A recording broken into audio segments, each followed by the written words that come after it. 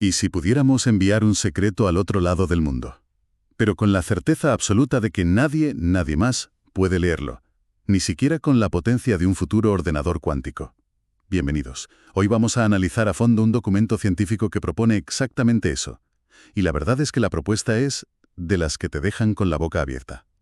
La criptografía cuántica siempre ha sido la gran promesa, ¿no? Una seguridad inquebrantable, basada en las leyes de la física, pero siempre ha tenido un talón de Aquiles, un problema casi insalvable: la distancia. Las señales cuánticas son increíblemente frágiles, se desvanecen. Lo que vamos a explorar hoy es un nuevo protocolo, descrito en un artículo de investigadores de Terra Quantum, que podría permitir crear claves secretas a través de cables de fibra óptica de hasta 40.000 kilómetros. O sea, para que nos hagamos una idea, eso es básicamente la circunferencia de la Tierra. Y la misión de hoy es precisamente esa. Vamos a meternos hasta el fondo para ver cómo narices proponen conseguir algo así. Porque, a ver, sobre el papel suena a ciencia ficción. Y veremos que la clave no está, curiosamente, en una nueva tecnología exótica o en un descubrimiento físico revolucionario, sino en un cambio radical de perspectiva. Una nueva forma de mirar al que siempre se ha considerado el enemigo a batir en una comunicación cuántica, que es el ruido. Vale, esto suena a la típica promesa de la física cuántica que luego tiene truco. Vamos a meterle el bisturí y a ver dónde está la letra pequeña. Empecemos por lo básico, para que todo el mundo esté en la misma página. La belleza de la criptografía cuántica es que su seguridad no depende de un problema matemático difícil, sino de las propias leyes del universo. Si un espía, al que los físicos llaman cariñosamente Eve, intenta interceptar la comunicación entre el emisor, Alice, y el receptor, Bob, el simple acto de observar la señal la altera inevitablemente. Alice y Bob se dan cuenta y desechan la clave.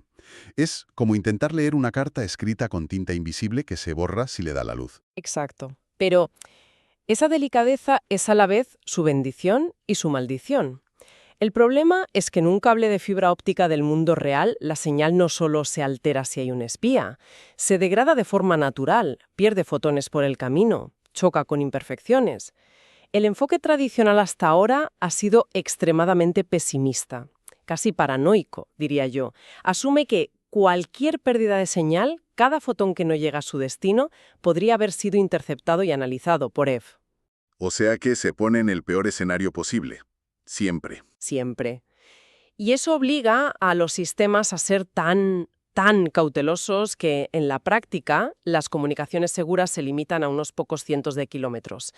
A la mínima sospecha, a la mínima pérdida que se sale de un umbral bajísimo, todo el proceso se aborta y se empieza de cero. Es como si intentaras hacer una transferencia bancaria y la cancelaras automáticamente cada vez que un céntimo se pierde por un error de redondeo. Es el método más seguro que existe, sí, pero es terriblemente poco práctico a gran escala. No puedes construir una red global con algo tan frágil. Y aquí es donde este artículo, según entiendo, da un giro de guión espectacular. Propone algo que parece de sentido común, pero que al parecer nadie había planteado así: que la gran mayoría de las pérdidas en la fibra óptica no se deben a un espía, sino a un fenómeno físico inevitable llamado dispersión de Rayleigh, que por cierto es la misma razón por la que el cielo es azul. La luz choca con imperfecciones microscópicas en el vidrio de la fibra y se dispersa. Y esto es lo que lo cambia todo.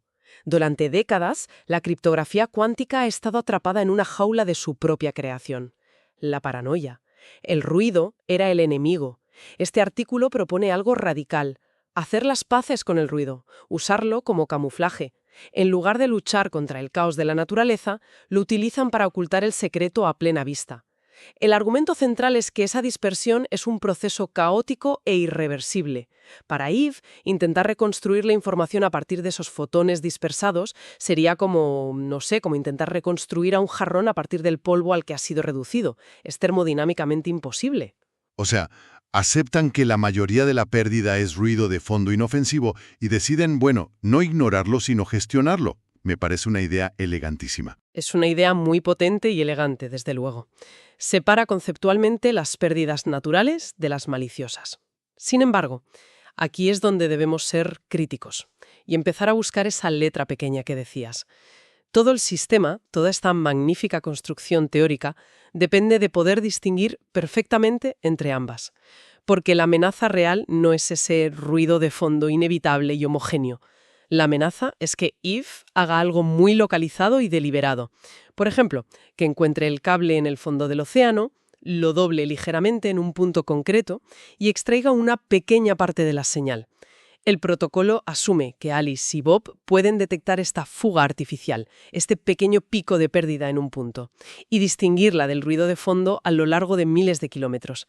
Y esa es una suposición tecnológica muy, muy fuerte. Es una suposición fuerte, sí, pero el documento propone una manera de abordarla. Y aquí es donde entra la parte de ingeniería, ¿no? El protocolo se basa en dos pilares. El primero es, digamos, la fuerza bruta. Para combatir esa pérdida de señal natural en distancias enormes, utilizan algo que ya existe, y que es, de hecho, el motor de las telecomunicaciones globales: amplificadores de fibra dopada con herbio, los CDFA. El plan es colocar uno de estos cada 50 kilómetros para reimpulsar la señal. Básicamente, le dan un empujón a la luz antes de que se desvanezca por completo. Y esto es lo que les permite en tibia alcanzar los 40.000 kilómetros. Cierto, pero la amplificación no es gratis, y aquí es donde se complica la cosa. Han resuelto el problema de la distancia, pero han creado uno nuevo. Cada uno de esos amplificadores, y en 40.000 kilómetros habría unos 800 de ellos, introduce ruido. Es decir, emite espontáneamente fotones extra que no formaban parte de la señal original de Alice. El documento, dedica mucho esfuerzo a demostrar matemáticamente que este ruido es controlable y que, crucialmente, crece más lento que la distancia. Pero el resultado es que la señal que le llega a Bob es una mezcla de la señal original más el ruido acumulado de 800 amplificadores.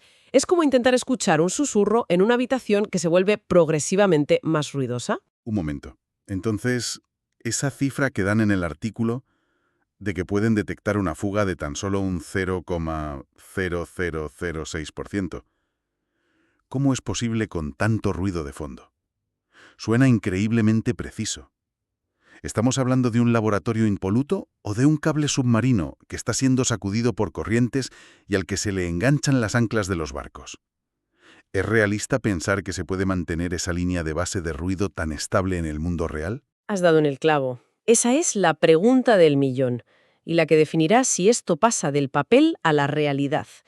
Su modelo teórico funciona porque asume que pueden caracterizar ese ruido perfectamente.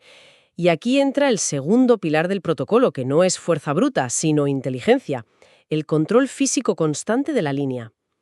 Antes de nada, Alice y Bob miden la pérdida natural y el ruido de la línea para establecer una línea de base, una referencia. Saben cuánta luz se pierde de forma natural. Luego, durante la comunicación, envían periódicamente pulsos de prueba muy potentes, con muchísimos fotones.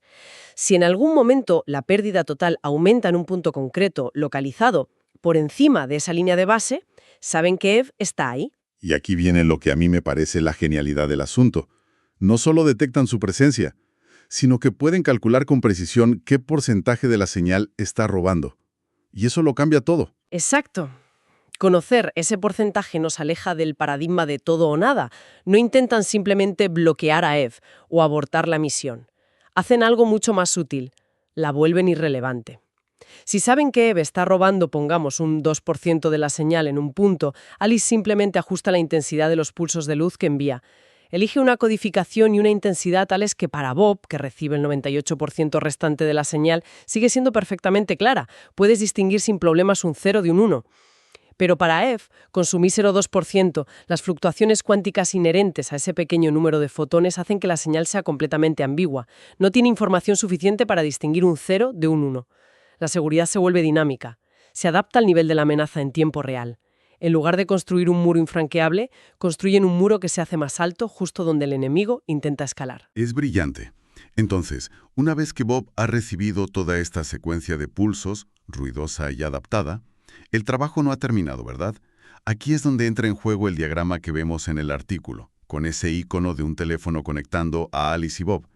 Utilizan un canal de comunicación clásico, como una llamada por Internet normal y corriente, para limpiar la clave que han generado. Esta parte siempre me ha parecido un poco mágica y abstracta. Es que es la parte más dedicada de todo el proceso, y a menudo se explica muy por encima. La secuencia que recibe Bob es un desastre. Tiene errores por el ruido de los amplificadores y bits que son ambiguos. Tienen una ristra de ceros y unos en la que no pueden confiar plenamente. Imagina que Alice le dicta a Bob una novela entera por un teléfono con muchísimo ruido de fondo. El proceso de limpieza sería algo así. Me gusta la analogía. A ver, ¿cómo funcionaría? Vale. El primer paso es la reconciliación de información.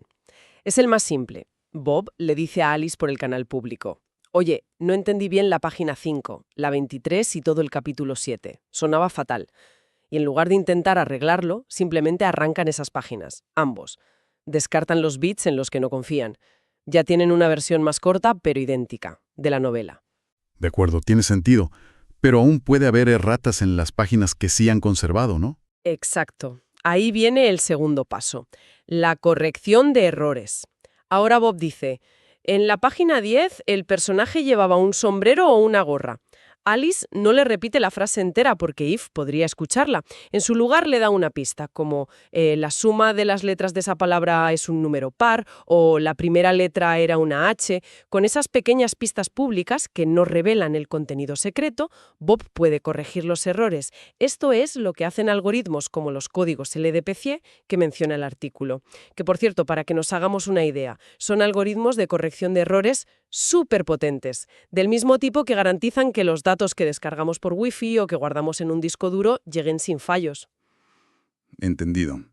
Ya tenemos una novela idéntica y sin errores en ambos extremos. Misión cumplida. Casi. Nos queda el paso más importante para la seguridad, la amplificación de la privacidad. Saben que Eve ha escuchado todas esas pistas públicas para corregir errores. Aunque no le permiten reconstruir la novela, sí le dan cierta información. Podría saber, por ejemplo, que ciertos capítulos tienen más vocales que otros. Para eliminar esa información residual, hacen algo muy ingenioso. Acuerdan públicamente un método para crear un resumen secreto. Por ejemplo, vamos a tomar la primera letra de cada capítulo para formar una nueva frase secreta. Esa frase es mucho más corta que la novela original, pero Eve, con sus pocas pistas, es absolutamente incapaz de adivinarla. Esto es lo que hacen las funciones de hash universales. Comprimen su clave larga y, ligeramente comprometida en una clave final un poco más corta, pero de la que Eve no tiene absolutamente ninguna información. La seguridad de todo el sistema depende de que estos 3 pasos se ejecuten a la perfección. La analogía es fantástica, ahora lo veo clarísimo. Vale, entonces, si todo esto funciona como dicen, los resultados deberían ser espectaculares. Y, la verdad, las gráficas que muestra el artículo son impresionantes. Simulan la generación de claves seguras a 20.000 y 40.000 kilómetros. A primera vista, parece que realmente han resuelto el problema de la distancia, que era el gran obstáculo. Parece que lo han conseguido. La teoría es sólida y las simulaciones son muy prometedoras, no hay duda. Pero si de nuevo nos fijamos en la letra pequeña de esas gráficas, encontramos detalles que nos hacen arquear una ceja. Por ejemplo, muestran claramente que Eve tiene más éxito si coloca su punto de escucha cerca de Bob, al final de la línea, en lugar de cerca de Alice. Vaya. ¿Y eso por qué? Si el cable es el mismo. O sea, ¿me estás diciendo que hay un punto débil conocido en el sistema? Eso no suena muy bien. Parece un fallo de diseño fundamental. Es una simetría muy interesante. La razón es el ruido de los amplificadores que mencionamos antes. Esos fotones extra que generan no son completamente aleatorios. Crean sutiles correlaciones en la señal a medida que esta viaja y es reamplificada una y otra vez. Al escuchar al final de la línea, Eve no solo captura la señal de Alice, sino que también se beneficia del efecto acumulado y de las correlaciones generadas por los 800 amplificadores anteriores. Es una debilidad, sí. Significa que la seguridad del cable no es uniforme a lo largo de su recorrido. Si yo fuera Eve, ya sé dónde atacar. Lo más cerca posible de la línea de meta. Es un punto crítico. Y supongo que no es el único. No. Hay otra vulnerabilidad oculta, o más bien una omisión deliberada que es casi una confesión. El artículo se centra en un tipo de ataque muy específico, el ataque beam splitter, que es básicamente desviar una pequeña parte de la luz. Pero reconocen explícitamente en una frase que los ataques dirigidos a los propios amplificadores serán objeto de una futura publicación. En el mundo académico, esa frase a menudo es un eufemismo para decir «aún no tenemos una solución completa para esto», y es un problema muy gordo. ¿Y qué tipo de ataque podría ser ese? ¿Qué podría hacer Eve con un amplificador? Pensemos de forma maliciosa.